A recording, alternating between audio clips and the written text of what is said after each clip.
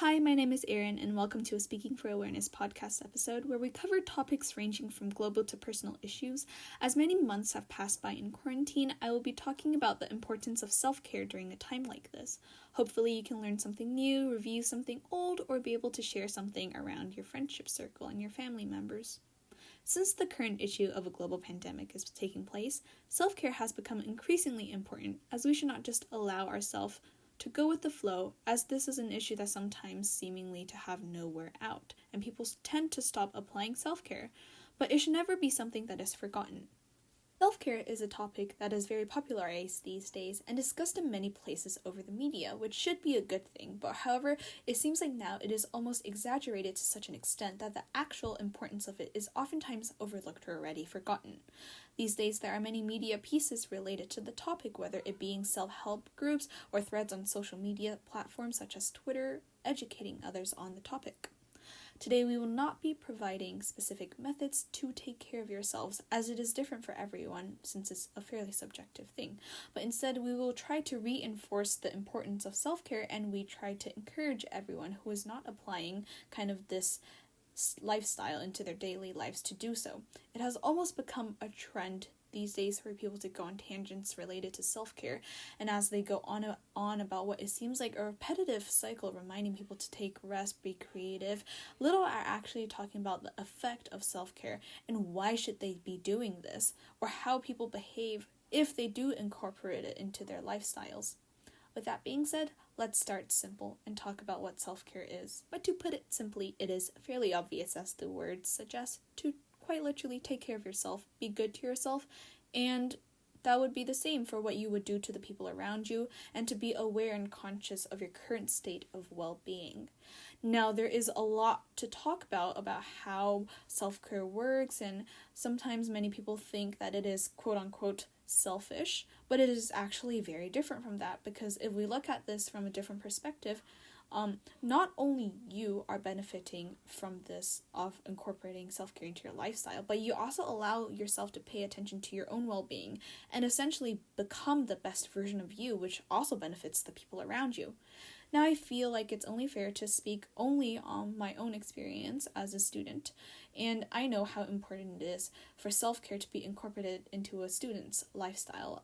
There are, after all, so many responsibilities in life that sometimes students or many other jobs and adults or even children forget to take care of our own personal needs. And at least for me, there is always a point in which I know that I need to stop and take a rest and kind of almost recharge my energy like a battery. I know too that sometimes not only for students, but for everyone, there's kind of this feeling of lost where we don't know where we're heading in life, and kind of at the stage of confusion where we're kind of just lost and in mist. Which brings us to the second point, that not only should we know the importance of self-care enough, but we should also know how to integrate compassion into your life, so we all have a goal or something to be working towards to avoid that feeling of lost and emptiness. It is very important to note that not everything which brings in self-satisfaction is equal to self-care.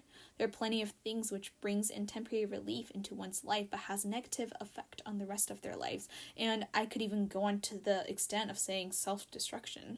And such things can range from anywhere from simply staying up overly late on purpose to resorting to unhealthy coping mechanisms such as drugs, which we're not going to go much into today, but back to our main topic. We have discussed already, having a lifestyle where we take care of ourselves can make a significant difference onto our daily lives, and when practiced properly can bring in long-term benefits to mental, physical, and emotional well-being of individuals.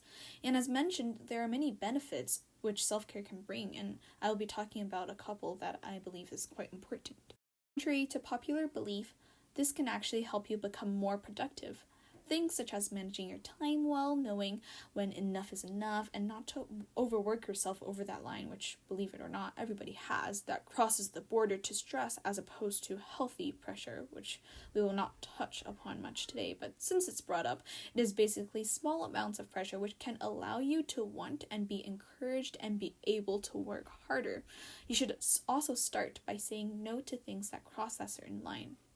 So how does this make you more productive, you may ask? Well, first, you narrow down the things you are working towards, oftentimes having the ones that are more meaningful and significant to you left, which allows you to focus on this as you slow down the pace, which allows you to live your life in a much more healthier and emotionally balanced lifestyle.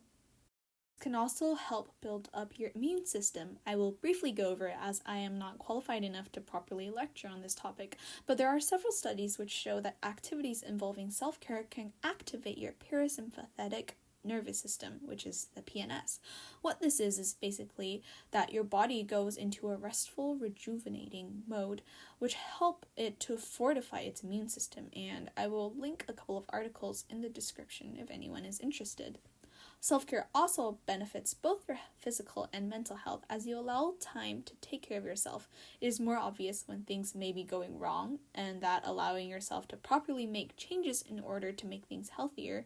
But sometimes it can start from very, very little things, such as just taking a break from something that seems very stressful for you and allow your body to just take some rest and kind of relive itself after that.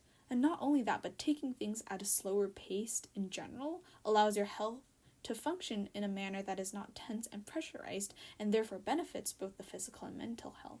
The journey of self-care also allows you to explore yourself and enhance your self-esteem. As you practice healthcare, you can also explore various aspects that may previously be overlooked, not developed, or perhaps even spark an interest in an old habit that was previously abandoned, such as, for example, participating in a sport team. Also, when you allow yourself to have time to cater to your own needs, your subconscious is met with a positive message as you treat yourself with value, and your self-esteem will also enhance, which may even discourage the inner critical voice in hindsight, which may allow you to be less productive in a work environment. Unfortunately, when starting to attempt this topic, many may say that they cannot find times in their lives to pursue this lifestyle, but self-care is extremely important and should be prioritized, particularly at difficult times, which is very difficult if you think about it.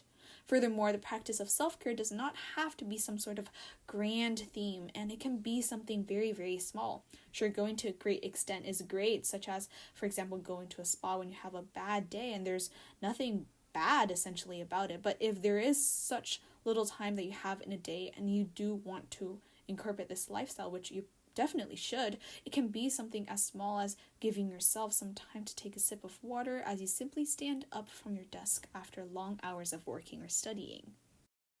Which is obviously not recommended right now given the circumstances, but you get what I mean. The possibilities are endless.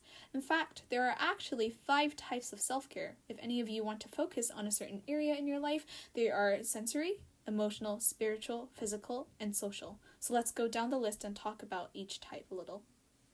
Since sensory was first in the list, let's begin with it. Sensory is very much related to the mind, where you take time to relax it and tune into the amazing sensations around you in detail to really set yourself in the present and be able to enjoy living in the present. As the name suggests, this type of self-care can be conducted with tuning in on your senses.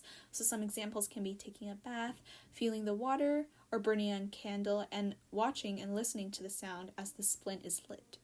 Next up on our menu is emotional self-care, and as the name suggests, in this form of self-care, you will need to listen to your emotions. It is important to note here that no emotion is good or bad, and instead you should actually face these emotions. Rather than their joy, anger, or sadness, it doesn't matter. It is important to listen to them, to accept that it is okay to feel a certain way, and know how to move on. Examples of this form can be things such as conversing with people of the emotions that you are feeling, or keeping your emotions on time in a journal where you organize your thoughts. We will be talking about one that can seem quite abstract, spiritual self-care. This can be applied to both religious and non-religious people.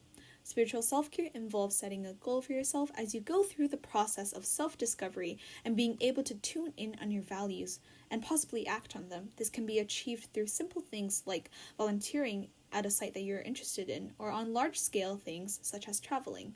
Moving on to physical self-care, this one is pretty much straight to the point, that is to focus on your physical health. Examples of this is fairly obvious too, going to the gym, walking with family members, etc., etc. Finally, we reach social self-care, where it is important for you to interact and communicate with those around you, or others that can even be strangers. In a way, as mentioned earlier, it can help you think of a way to convey your emotions and get rid of the feeling of alienation or isolation. Now, obviously, introverts may not want to do so, which is absolutely fine, as self-care is about making you feel the most comfortable. Talking about others is a good release of stress and tension too.